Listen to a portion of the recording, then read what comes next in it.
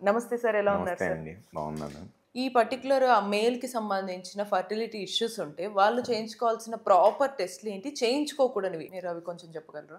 ఎప్పుడైనా అండి మగవాళ్ళ సైడ్ నుంచి ఈ మ్యారేజ్ అయ్యి ఒక 1 ఇయర్ దాకా పిల్లల కోసం ట్రై చేస్తుంటే, పిల్లలు పుట్టట్లేదనంటే ఫస్ట్ థింగ్ వాళ్ళు ఒక బేసిక్ సెమెన్ అనాలిసిస్ చేపించుకోవాలండి ఫస్ట్ ఓకే. థింగ్.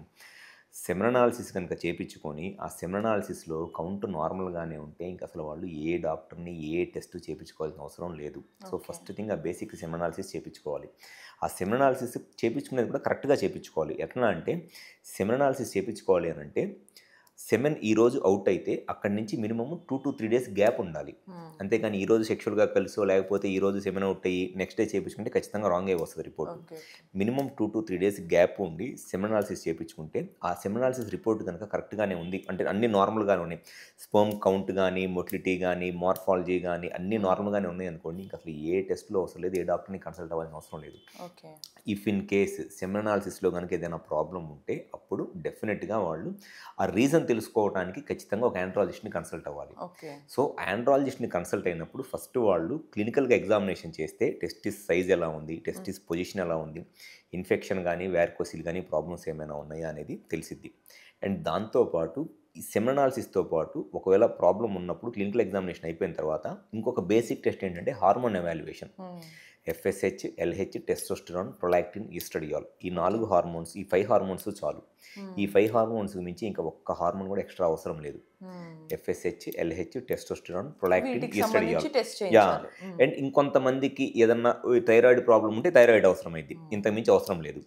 ఈ షుగర్ ఉన్న వాళ్ళకి గూడా యాహ్! అంతేనా సార్? అయన్నీ మనం ముందే పేషెంట్‌ని వచ్చినప్పుడు క్వెషన్‌లో అడుగుతాం కాబట్టి షుగర్ ఉందా? ఎందుకంటే షుగర్, అది బీపీ, పేషెంట్‌ని థైరాయిడ్. వచ్చినప్పుడు ఖచ్చితంగా అడుగుతాము. హ్మ్. స్మోకింగ్ ఏమన్నా ఉందా? షుగర్, బీపీ ప్రాబ్లమ్స్ ఏమన్నా ఇయన్నీ అడుగుతాము. అది రిలవెంట్‌గా అవసరమైతే చేపిచ్చు. అయన్నీ సింపుల్ టెస్ట్‌లే. అవునవును. దీని తర్వాత ఇంకేదన్నా టెస్ట్‌లు అవసరం అయితే అది ఓన్లీ క్లినికల్ ఎగ్జామినేషన్ చేసి, క్లినికల్ వాళ్ళకి ఆ సమస్య ఉంటే. ఎగ్జామినేషన్‌లో అవసరం అయితేనే చేపిచ్చాలి. హ్మ్. స్క్రోటల్ డాప్లర్ అంటారు. అంటే టెస్టిస్‌ని క్లినికల్‌గా పేషెంట్ వచ్చినప్పుడు మనం చెక్ చేసి, డాక్టర్ చెక్ చేసి సైజ్ ఎలా ఉంది? పొజిషన్ ఎలా ఉంది? ఇన్ఫెక్షన్ గాని, వారికోసిల్ గాని ఏమైనా ఉన్నాయా అని చెక్ చేసుకొని, అట్లా ఉంది అని ఏమన్నా అనిపిస్తే డాక్టర్‌కి అసెస్ చేసుకుంటే అప్పుడే స్క్రోటల్ డాప్లర్ అవసరమైంది. హ్మ్. అంతేగాని ప్రతి పేషెంట్‌కి స్క్రోటల్ డాప్లర్ అవసరం లేదు. హ్మ్.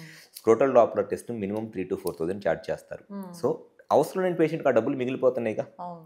బెస్ట్. అండ్ సెకండ్ వచ్చేసి కొంతమందిలో ఇ అనవసరంగా ఎక్కువ మందిలో చూసే టెస్ట్‌లేంటి అనంటే why chromosome micro deletions, karyotyping అని 2 టెస్ట్‌లు.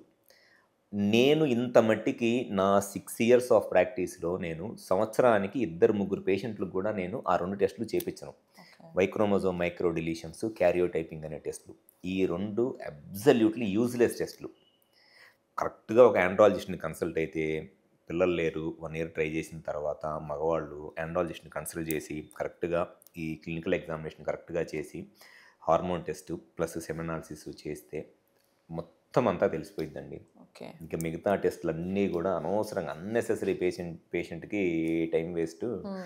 Money waste. సో, వీళ్ళకి ఈ టైమ్ అండ్ మనీ వేస్ట్ అయ్యే ప్రాసెస్‌లో మెయిన్‌గా జరిగే ప్రాబ్లమ్ ఏంటి అనంటే ఏజ్ పెరిగిపోతుంది వాళ్ళకి తెలియకుండానే. True. Exactly. 2-3 years time and money waste చేసుకుంటా ఏజ్ పెరిగిపోతుంది. హ్మ్. నేనిందాక చెప్పినట్లు ఎంత తక్కువ ఏజ్‌లో ప్రాబ్లమ్‌ని ఐడెంటిఫై చేసి దాన్ని అడ్రెస్ చేస్తే రిజల్ట్స్ అంత బెటర్‌గా ఉంటాయి. అవును. ఏజ్ పెరిగిపోయిన తర్వాత ఈరోజు రూ. 100 అయ్యే ట్రీట్మెంట్ రేపు 300 పెట్టాలి. హ్మ్. ఈరోజు రూ. 100 అయ్యే ట్రీట్మెంట్‌కి వచ్చే రిజల్ట్‌కి రేపు దాంట్లో 10-15% అవును. రిజల్ట్ వస్తది. ఈ టాపిక్‌కి సంబంధించి మనం ఇన్‌ఫర్టిలిటీ ఆఫ్ మేల్ చూస్తున్నాం గదా! నెక్స్ట్ ఇంకో టాపిక్ నేను అడిగే కన్నా ముందు, యాహ్! వాళ్ళ డౌట్స్ క్లియర్ చేసుకునే ముందు, ఇక్కడ గూడా మళ్ళీ సమస్యల గురించి మీరు చెప్పారు. అటు మేల్ అయినా, యాహ్! ఫీమేల్ అయినా సరే ఈ ప్రెగ్నెన్సీ వాళ్ళకి రాకపోవటానికి, ఈ మేల్ ఇన్‌ఫర్టిలిటీకి సో, ఇప్పటివరకు కారణాల వల్ల వాళ్ళు మేజర్‌గా తీసుకోవాల్సిన జాగ్రత్తలు వాటి గురించి మీరేం సూచిస్తారు సార్? ఫస్ట్ వాళ్ళు పిల్లలకి ట్రై చేస్తా 1 ఇయర్ ట్రై చేసినా ప్రెగ్నెన్సీ రాలేదనంటే ఫస్ట్ సెమెన్ టెస్ట్ చేపించుకోవాలి. హ్మ్. సెమెన్ టెస్ట్‌లో ప్రాబ్లమ్ ఉంటే ఆండ్రాలజిస్ట్‌ని కన్సల్ట్ అవ్వాలి. హ్మ్. అండ్ సెకండ్ వచ్చేసి healthy lifestyle. Hmm. Minimum ఎవ్వరికైనా సరే డైలీ ఒక హాఫ్ అన్ అవరో, 40 మినిట్సో exercise, physical hmm. Activity. Smoking, alcohol లాంటిది ఏదన్నా ఉంటే ఏదో సోషల్‌గా once in a week, once in 10 days, 15 డేసో ఏదో పార్టీయింగ్‌లో అట్లయితే ఓకేలే గానీ, హ్మ్.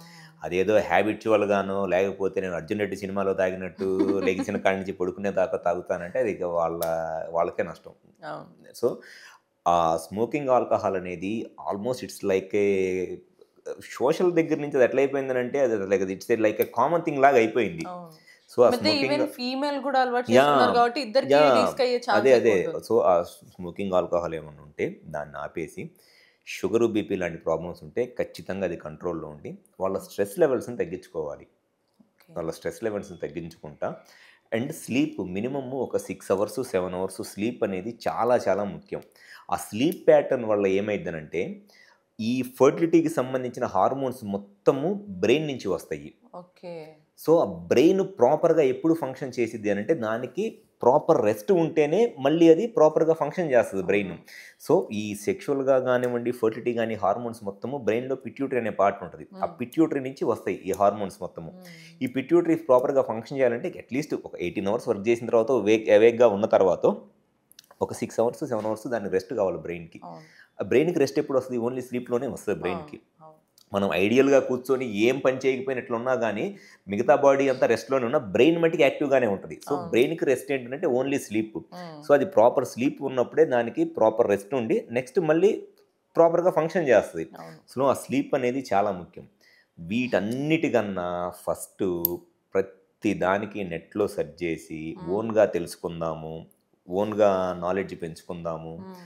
లేకపోతే యూట్యూబ్‌లో వీళ్ళు చెప్పారనో, వాళ్ళు చెప్పారనో ట్రీట్మెంట్‌కి ఇక్కడొక రోజు, అక్కడొక రోజు, అక్కడొక రోజు ఏదో విండో షాపింగ్ లాగా చేద్దామనుకుంటే అది కూడా హ్మ్. పేషెంట్స్‌కే నష్టం. ఇక్కడ ఇంకొక టైప్ ఆఫ్ కేటగరీ పీపుల్ గూడా ఉన్నారు గదా సార్. కొంతమంది మనం సిటీస్‌లో చూస్తుంటే కంటిన్యూయస్ కూర్చొని వర్క్ జేసేవాళ్ళు. స్ట్రెస్ ఎక్కువగుంటుంది. యాహ్! వాళ్ళకి ప్రాపర్ స్లీప్ ఉండదు. ఒకవేళ యాహ్! పడుకుందామన్నా వాళ్ళకి టైమింగ్ అదే. స్లీప్‌కి అదే. రాదు. సో, మరి వాళ్ళు కూడా ఎలాంటి సాఫ్ట్‌వేర్ అంటే ఇక అనుకుందాం మనం. వాళ్ళు ఏం జాగ్రత్తలు వాళ్ళ జాబ్‌కి ఉన్న దానికి అది ఎట్లాగో తప్పదు కాబట్టి అట్‌లీస్ట్ నైట్ షిఫ్ట్ చేస్తున్నారనుకోండి. హ్మ్. అట్‌లీస్ట్ మార్నింగ్ అన్నా సరే వన్స్ వాళ్ళ షిఫ్ట్ అయిపోయి రెస్ట్ తీసుకున్నప్పుడు ఆన్ ఎ స్ట్రెచ్ మినిమమ్ ఒక 6 అవర్స్ స్లీప్ అనేది చాలా చాలా ముఖ్యం. హ్మ్. సరే మార్నింగ్ అంతా పడుకుంటున్నారు. మళ్ళీ నైట్ డ్యూటీ ఉంది. అట్‌లీస్ట్ ఆ ఈవినింగ్ టైమ్ అన్నా ఎక్సర్సైజ్ చేయాలి. హ్మ్. ఈవినింగ్ టైమ్ అయినా సరే ఎక్సర్సైజ్ ఆఫీస్‌కెళ్ళే ముందైనా ఏదో ఎక్సర్‌సైజ్ చేసి ఒకటి. వెళ్ళొచ్చు. ఇప్పుడు మార్నింగ్ షిఫ్ట్ చేసేవాళ్ళు మార్నింగ్ 5:00 లెగిసి ఎక్సర్సైజ్ చేసి రెడీ అయ్యి ఆఫీస్‌కి వెళ్ళొచ్చు. సరే మార్నింగ్ నైట్ షిఫ్ట్ చేసి మార్నింగ్ రెస్ట్ తీసుకున్నవాడు అట్‌లీస్ట్ ఈవినింగ్ అన్నా ఏదో ఒక రకంగా they need to spend that time for that physical activity and all. పక్కా ఏ దానికి ఖచ్చితంగా. టైం పెట్టినా నిద్రకి ఇంత టైం యాహ్! పెట్టాలి. పక్కా స్లీప్‌కి, ఫిజికల్ యాక్టివిటీ ఫిజికల్ యాక్టివిటీకి అనేది మట్టికి వాళ్ళు ఆ టైం పెట్టాలి. అనే దాన్ని ఖచ్చితంగా they need to spare it. And ఇంకొకటి మాకు ఆఫీస్‌లో చానా స్ట్రెస్ అండి, ప్రెషర్ అండి, టార్గెట్‌లండి అంటారు. హ్మ్. మీకు ఆఫీస్‌లో ఎంత స్ట్రెస్ ఉన్నా, ఎంత టార్గెట్‌లు, ఎంత ప్రెషర్ ఉన్నా, హ్మ్. మీరు దాన్ని ఓవర్‌కమ్ చేయాలి.